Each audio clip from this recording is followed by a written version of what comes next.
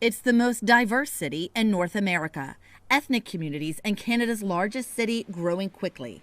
The entire country getting a massive infusion of newcomers.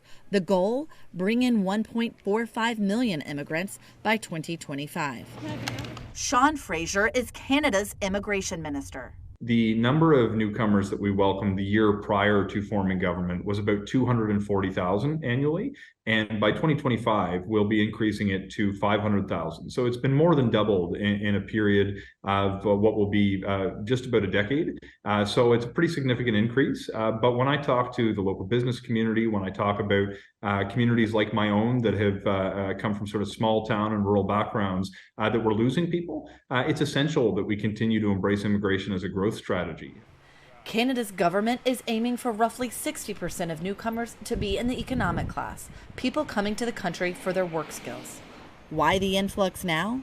We are currently in a healthcare crisis and in a significant nursing shortage. So we really needed to get creative and innovative. Across Canada, severe shortages of nurses and physicians. At Toronto's largest city hospital, the recruitment push is on. Hello, how are you doing? Well, how are you? I'm okay. My name is AMANDEEP, and I'm going to be your nurse for today.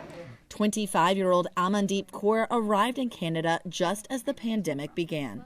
I did my nursing in India, that is my home country, and then I applied for Canada. I came here, I studied 2 years, my certification programs. We currently have about anywhere between 400 and 500 vacancies in nursing alone.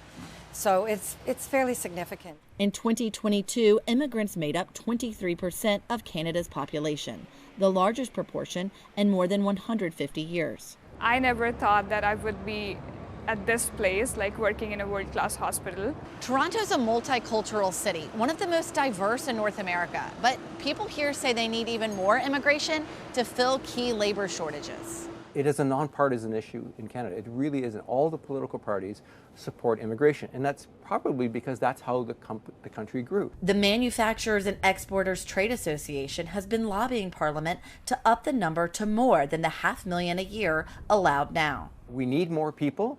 We don't care where they're from. If they've got technical skills, if they're willing to work, if they're able to work with numbers, bring them in. Some opponents of it say, you know what, we need to preserve jobs for our own workers, for American workers. Did you run up against any of that same rhetoric, that kind of opposition in Canada? People saying that we should preserve Canadian jobs for Canadians. Look, that narrative comes up every once in a while. We still have almost 1 million vacancies in the Canadian economy where businesses need workers. Welcoming newcomers actually sustains the jobs of Canadians that are working in businesses now. Refugees are also important to Canada's new immigrant outreach, many coming after the U.S. evacuation when the Taliban took over Afghanistan. So through this Afghan evacuation project, we evacuated almost 400 people from Afghanistan to Pakistan and other countries.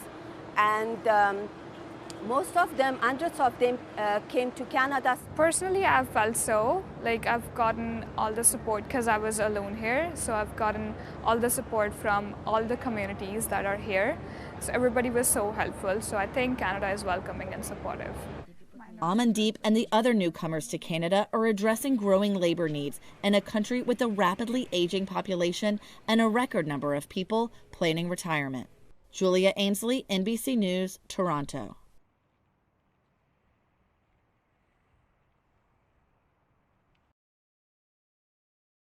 Thanks for watching our YouTube channel. Follow today's top stories and breaking news by downloading the NBC News app.